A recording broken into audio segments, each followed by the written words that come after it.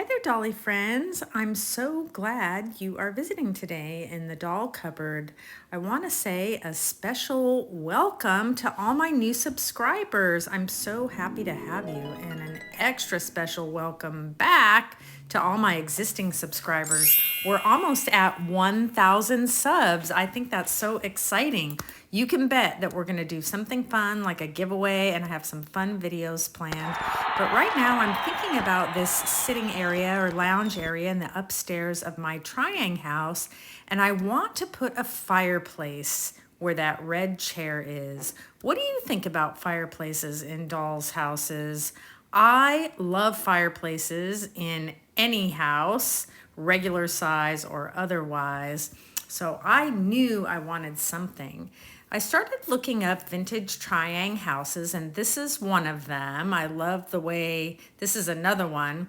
I love the way they're just kind of abstract. They have some detail, but not every detail. I think there's such variety in dolls' houses, fireplaces. Some are extravagant and very detailed, and others are just kind of the suggestion of, well, we would light something in there. These are my favorite ones that I'm showing you now, and I was just trying to get some inspiration. Sorry, my phone keeps going off. I was just trying to get some inspiration because I wanted to try to make my own. This is a 144 scale fireplace in a doll's house for a doll's house. And this is the fireplace in the parlor in my infirmary house. So I just wanted to get some ideas. I kind of like the way they have the little metal in front on a lot of them. This is an actual fireplace I saw online at a house for sale in New Orleans. Isn't this a wonderful photograph? So I did some calculations trying to maintain that 1/18 scale to fit in there. And I just have some very simple pieces. So you can also make something like this. Of course, you need a back.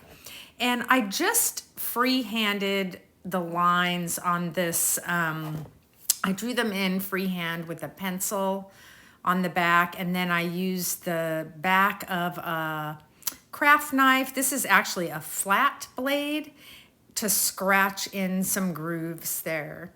And I just kind of went in, and then I went in and put the vertical lines. I really didn't spend too much time on it.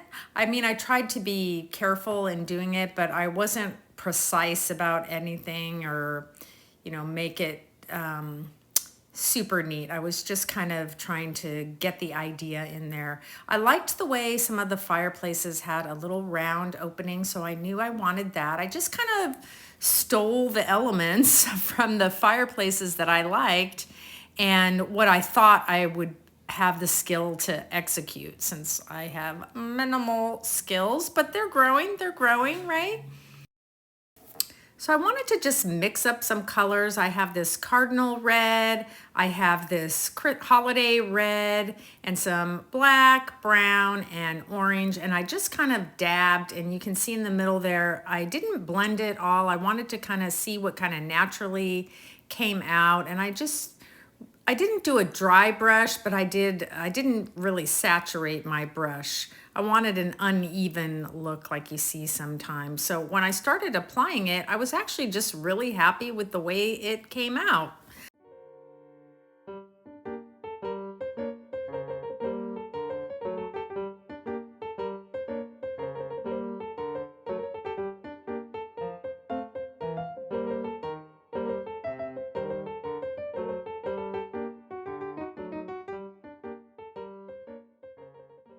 I did place a groove here in this arced piece, and I'm just using like a felt tip marker to kind of outline that a little bit because I'm sloppy with paint, so I wanted, a little line to keep myself in. I'm just sanding away. So those are just pencil marks. I didn't include the grooves in that middle part. I'm just kind of sanding some of it away.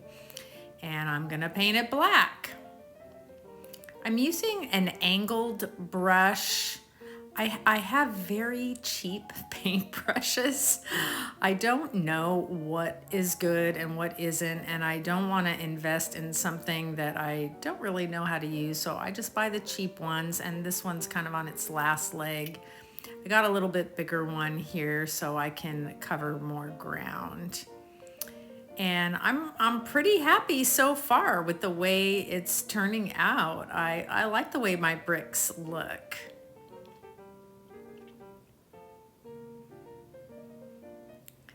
I kind of have like a natural graying going on there, and I kind of like the way it gave it some depth, so I just left it like that and thought I would use that to put a fire in.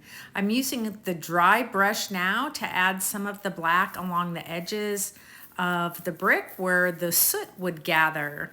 You see in real fireplaces that the soot gathers on the bricks there.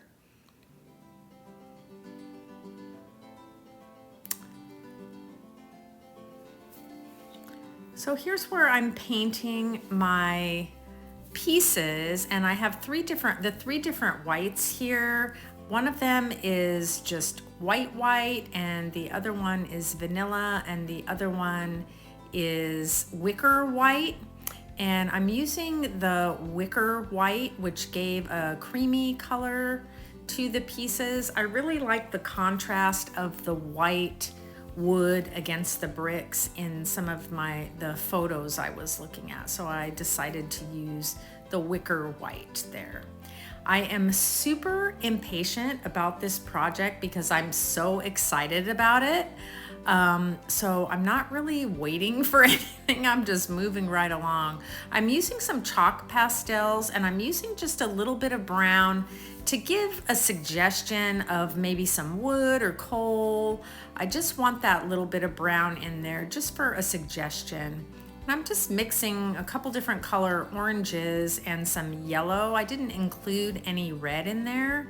Should I for the fire? I don't know. I'm adding a little more brown. And I'm just winging it. I have no idea how to do this. And I don't really use chalk pastels. I'm just using one of those microfiber brushes that you see me use all the time. I really love these. I just got a bunch of them on Amazon.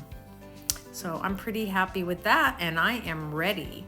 So I want to put two side pieces and an angled piece. So I'm just kind of checking it out here to see how I want to do it. I had already glued it and it came undone, so I'm redoing it. I'm using wood glue, which works really well, of course, for the wood pieces. However, it's not my favorite because it dries darker. It dries a little bit of a brownish color, and I really would prefer a clear color, so I try to make sure I get all the little extra bits off. And I should be waiting, but I'm not. I'm just so excited to see how it's gonna look. No, Dot, no, don't put the glue on. You have to wait for it to dry. Let me know in the comments below your patience level with regard to glue. 10 being you always wait for your glue to completely dry, and 1 being, what do you mean you have to wait for glue to dry? I'm just so excited about this project because once those bricks were done, it really started to look like a fireplace. And you can use whatever kind of measurements you want to use and just calculate the scale. It's pretty easy to measure the pieces.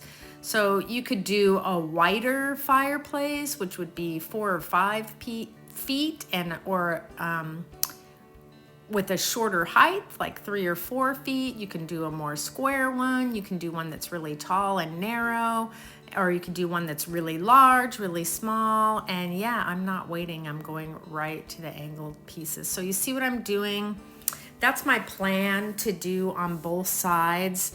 And it seems a shame to cover up all my brick, but I really like the detail of the angled piece there. And then what I'm hoping to do is put some kind of detail in the middle there where the seam would be, because it doesn't look very good just the way the pieces come together. If you're really good at woodworking and things like that, you could bevel the pieces so that there is no gaping seam. And I just cut all these pieces with the craft knife. Even the curved piece, I just kind of tried to do my best, and then you can really do quite a bit with sandpaper. I love my sandpaper.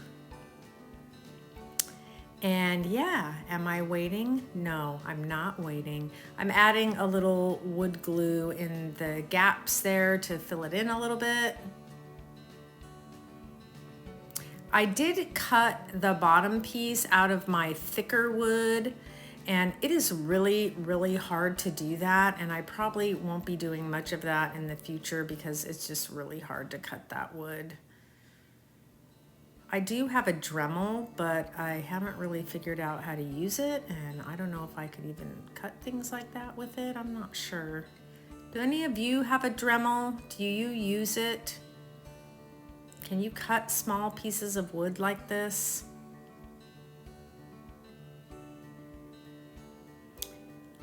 I'm just going for it.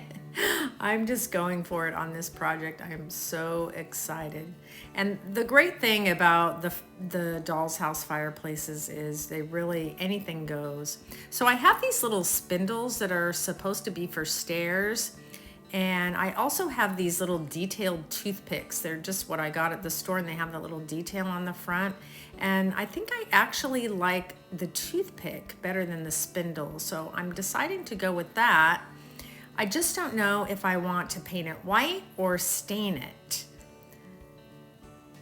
But since they're just toothpicks, I can just do some and see what I like.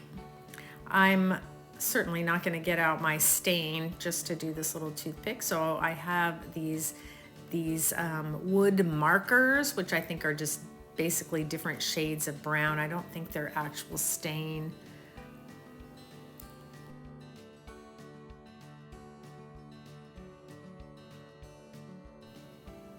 I know some people use alcohol markers. I don't really know much about those. What do you think about those? So here's the white one. And here's the darker one.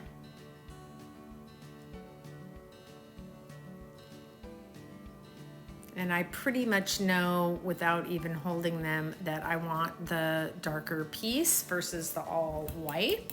And that's just my preference. I think the all white would look nice too.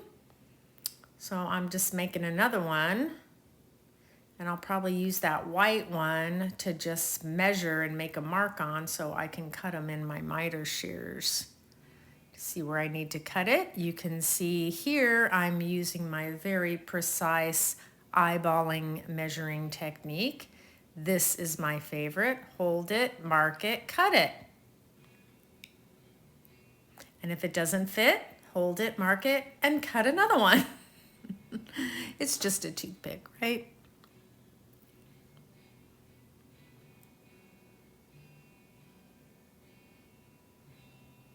So there you go. I have it glued in. I am super happy with this. So one of the things that I want to do is put the metal pieces on there, and I really, really don't know how to do that. I have some wire, and I'm just going to form it over something that's the size I want. I don't try to freehand bend anything, but I struggled getting it to stay.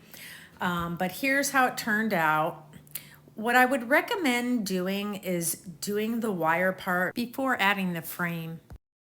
And you can see I've added some soot around the bottom and sides, and I've also styled it with a little clock and some books. I made little bookends out of some sewing notion hooks that I have, and I absolutely love it. I love it so much, in fact, that I've already begun making one in the 1/12 scale. So I'll show you that when I'm done. Thank you so much for stopping by and helping me make my fireplace. Come back and visit me next time in the doll cupboard.